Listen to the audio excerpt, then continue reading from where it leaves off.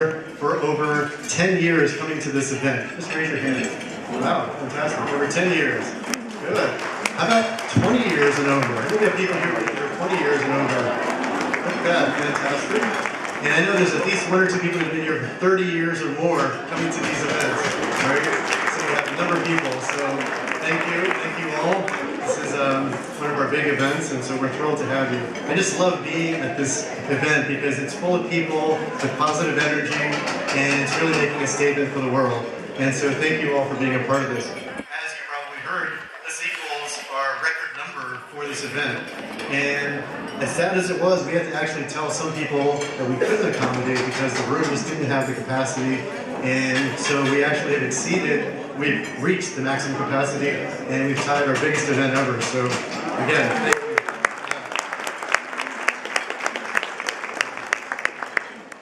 We also have some people here from other countries. So not only from other states, I know we've got people from the West Coast and Ohio and all that, but there's some people here from other countries who happen to be visiting or in town. How many of you are actually from outside of the United States? We have at least a couple people from so thank you for joining us.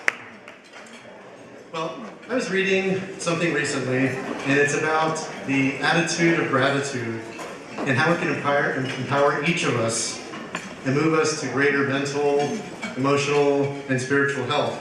And it just spoke to the essence of this event, of Thanksgiving, and what the idea of an event like this is. And 2016 has been a difficult year for many of us.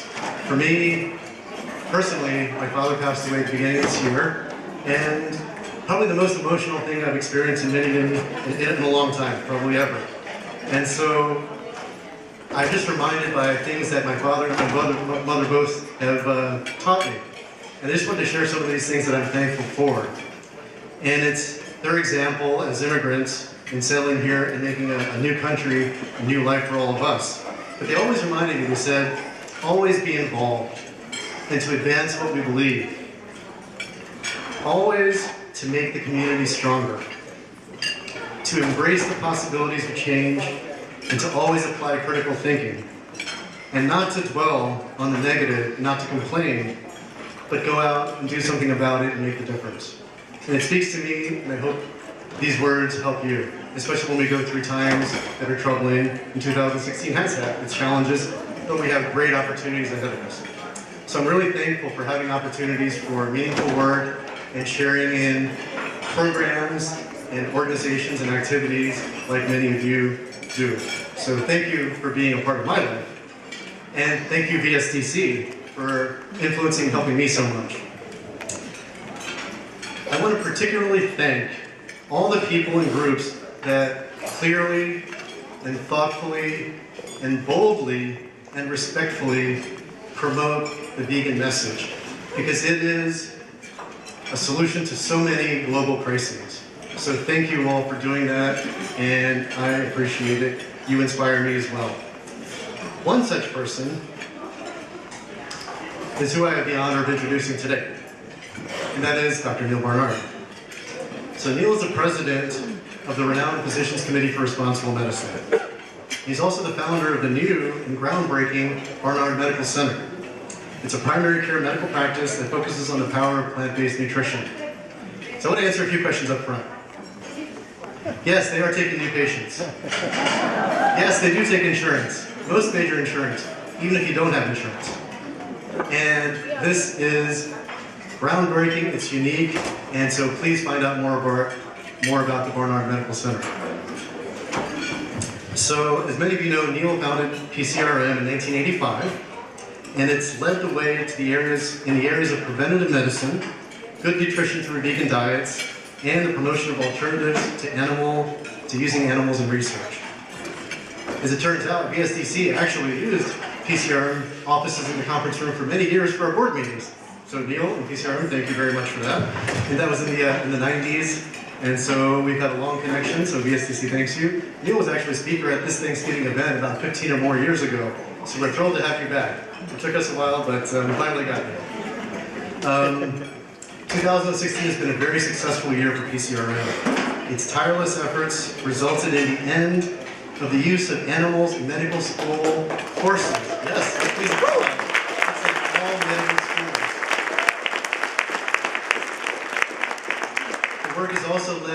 to a major revamp of toxicity testing guidelines to promote non-animal research methods. Another fantastic. And of course, the Barnard Animal Center opened in January. If that weren't enough, PCRM also was a leading force in the efforts to include veg diets in the official U.S. dietary guidelines. That happens every 5 years. So they led the efforts to get vegetarian and vegan diets included. In addition to being adjunct professor of medicine at the George Washington University School of Medicine, Dr. Barnard has lectured on PBS, given TED Talks. You've seen him on the likes of the Dr. Oz Show, and he's frequently called on by news programs to discuss issues related to nutrition and research. I've known Neil for over 20 years. He's tireless, he's brilliant, he's prolific. He's the author of 18 books. The 18th book comes out in February. It's called The Cheese Trap. Looking forward to that. And on top of all that, Neil is a talented musician. He's releasing a new CD at a Music for the Animals benefit co-hosted by Donald Trump. That's Alec Baldwin in New York City next week. I had the good fortune of being there. Neil will be signing his books at the table in the back after the talk. So if you have questions, you want to talk to Neil, please make sure you go back, buy books, support PCRM. Here's your chance to talk to Neil. And I wanted to also say before, we have a special activity going on in the back for kids. And we have Sarah from our children's play group and the team group coordinator. Sarah, you'll stand up. We are, for anyone who would love to, she has some activities that's going to engage the kids. If they want to sit, that's wonderful. If they want to go back and do that. So please, when you get a chance, you can go towards the back and then we'll have activities for you. So, without further delay, please join me in welcoming Dr. Neil Barnard.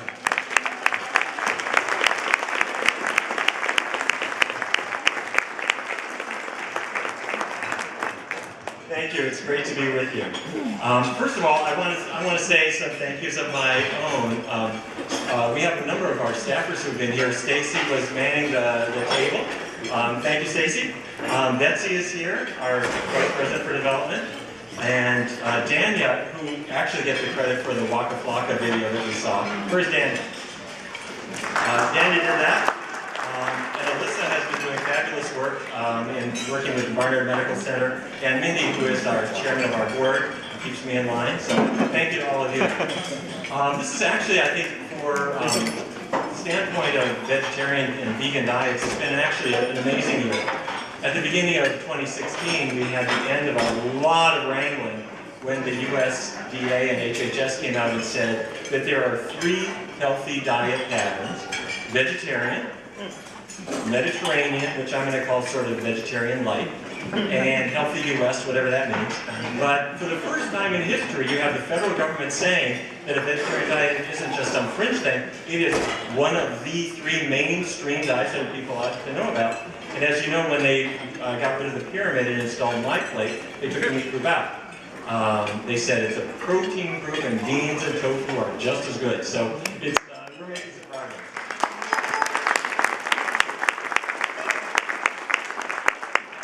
We got the idea that we would start this medical center where we do not decide that if a person comes in with cholesterol problems, that it's a statin deficiency, that these are problems that relate to food. And so we started constructing the Barnard Medical Center, and it opened in January this year. And we will still prescribe medications if you need them, but we'd much rather see if we can really get to the core of the issues with food. We've got a terrific team and great dietitians and lots of groups, and we'd love to see you there. However, we still have challenges that we face, and the biggest challenges are not industry and they're not the government.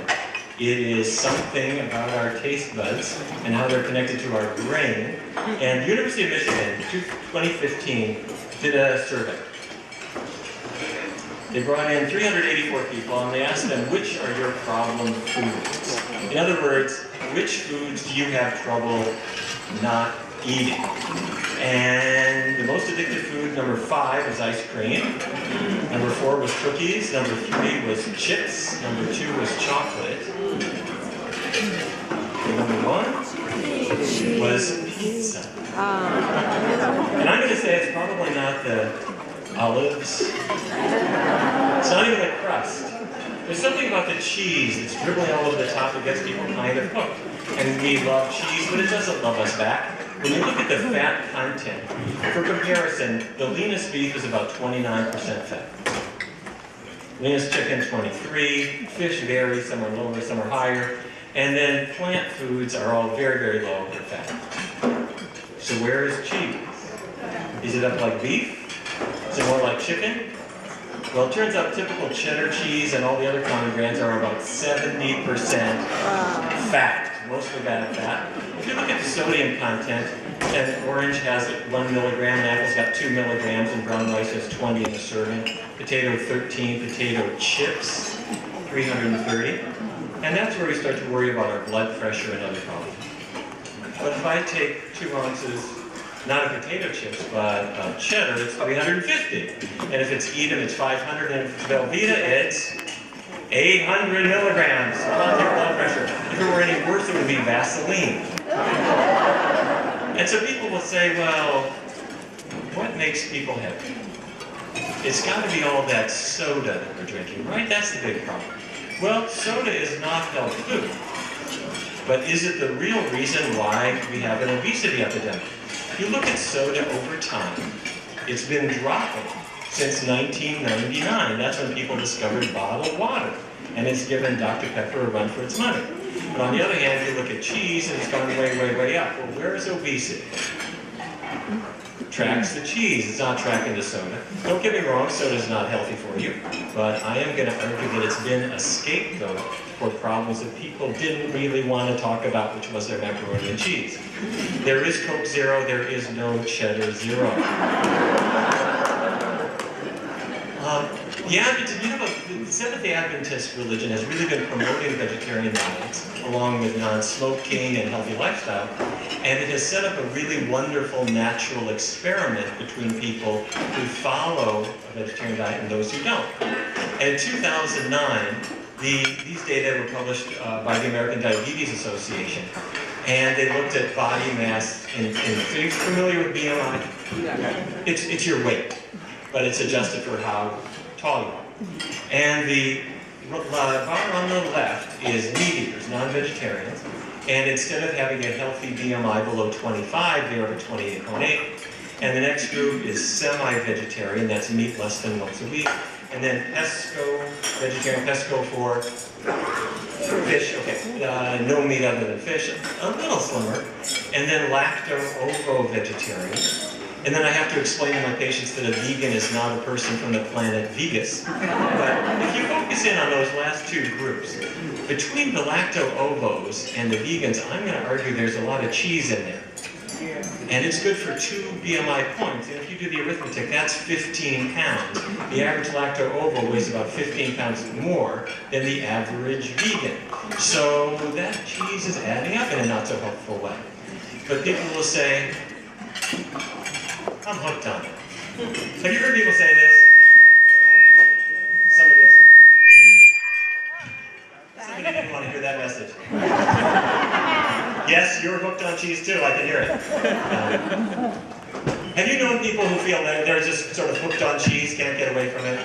Well, there are reasons for that. It's salty, it's fatty, but on the other hand, there's something else, and those are called casomorphins. These are opiates. They're in milk. And when the milk protein breaks apart in your digestive tract, it releases tiny little chemicals called casomorphins, casein-derived, morphine-like compounds. This will not be on the test, but this is the molecular structure of them, and this one has 1/10 the binding power on the brain receptors compared to pure morphine. So it won't make you dance on a table, but it definitely is there to make people want to come back and have a little more Velveeta. So if you're hooked on cheese, could that create problems? I'm going to say yes. This is Catherine. Catherine grew up in Louisiana, and she was an aerospace engineer for the Air Force, and she was one of the first people in Iraq in 2003. She was designing the military bases over there. And while she was over in Iraq, she was working hard, not eating the world's best food, and you really don't have time to gain weight. But when her tour of duty was finished, she came back to the U.S. and her friends said, let's eat. She went back to Louisiana and had shrimp and gumbo, and especially her favorites, macaroni and cheese and Cheetos. And she was really, really hooked on this, and one of her friends knew that she loved mac and cheese, and for her birthday gave her a whole case of mac and cheese, and for 48 days straight she ate nothing else. But she gained weight. And as time went on, she also started to get some symptoms. She started to develop pain in her abdomen, and it came and went with her cycle. And her gynecologist did a laparoscopy and looked inside her abdomen and said, "You've got endometriosis," which is a condition where cells come up from the uterus and they migrate into the abdomen and they attach there, and hormones cause them to expand, and they cause this excruciating pain, and they'll lead to infertility as well. And there are medical treatments, and they didn't work for her at all. And as time went on, the doctor said, "I got a solution for you, you're not going to like this. But we can take out your uterus and you're not going to have any pain anymore." And she wanted to have kids. And so she said, I'd really rather not do that. But as time went on, she wasn't getting any better, and they scheduled a surgery. But before she could have surgery, a friend said, "You know, foods affect hormones. Why don't you try a completely vegan diet? Get the dairy and the cheese out of your diet, see what happens." And so she did it. And she started feeling remarkably better.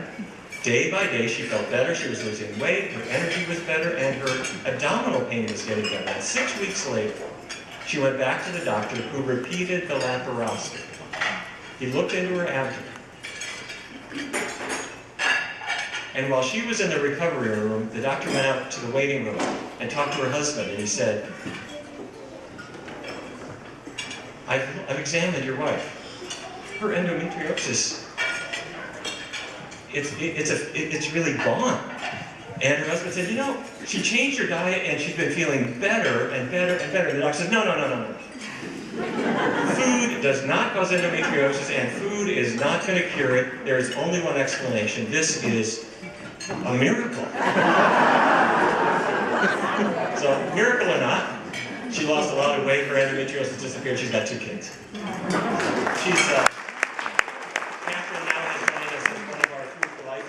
And teaches other people about her own experience and how to change.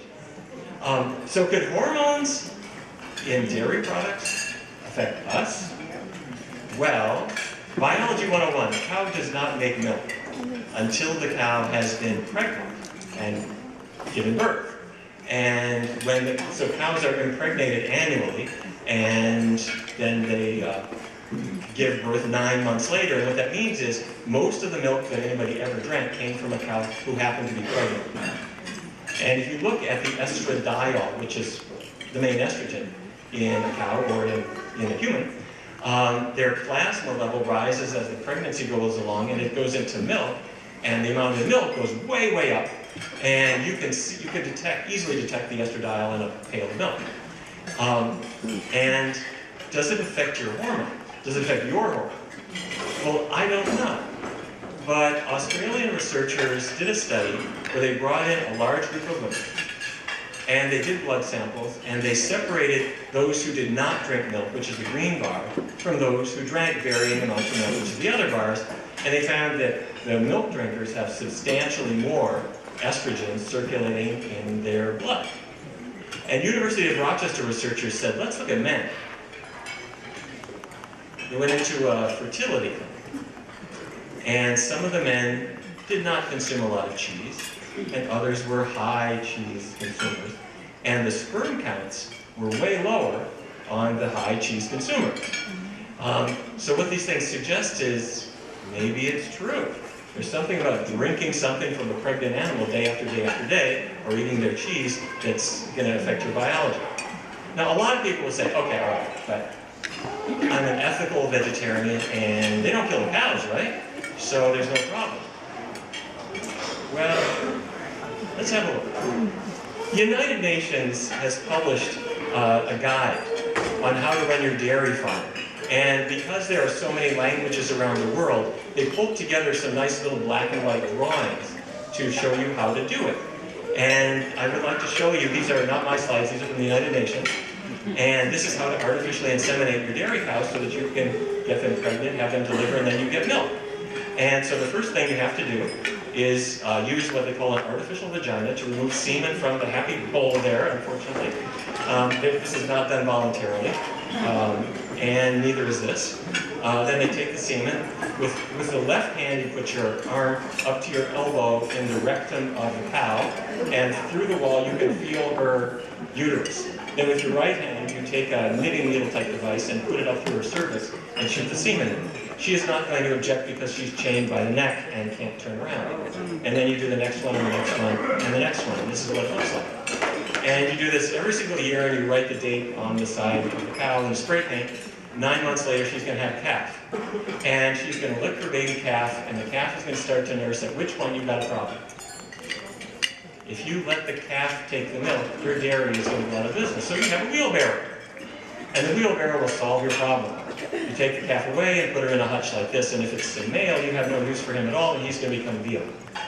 And in the Newburyport, Massachusetts newspaper, a couple years ago, I saw this news story.